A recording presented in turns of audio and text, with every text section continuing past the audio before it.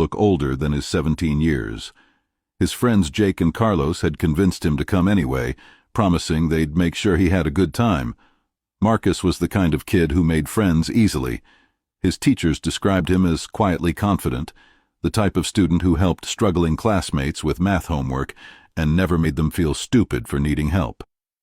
He carried himself with the slight awkwardness of someone who'd grown 4 inches in the past year, but his genuine smile and tendency to listen more than he talked made him popular with both his peers and adults.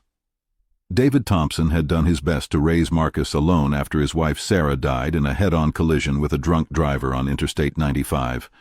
For 3 years, father and son had navigated grief together, eating too much takeout and learning to do laundry the hard way. David worked long hours as an electrical contractor, often leaving Marcus to fend for himself after school, but the bond between them was strong. Marcus inherited his father's work ethic and his mother's compassionate nature, creating a young man who seemed destined for good things. When David met Rebecca Walsh at a church singles event in 2019, Marcus was 15 and initially suspicious of any woman who might try to replace his mother. But Rebecca was patient, kind, and never pushed too hard for Marcus's acceptance.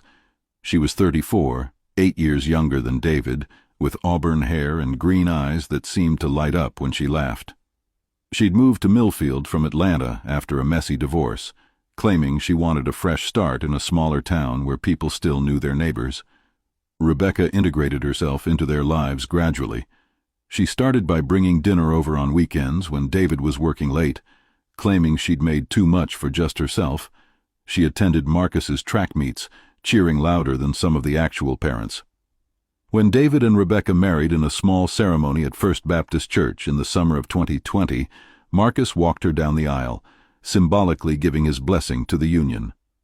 The gesture made the local newspaper's social section, with the headline, "Blended Family Finds New Beginnings." For nearly 2 years, everything seemed perfect. Rebecca maintained the house with an attention to detail that impressed the neighborhood wives.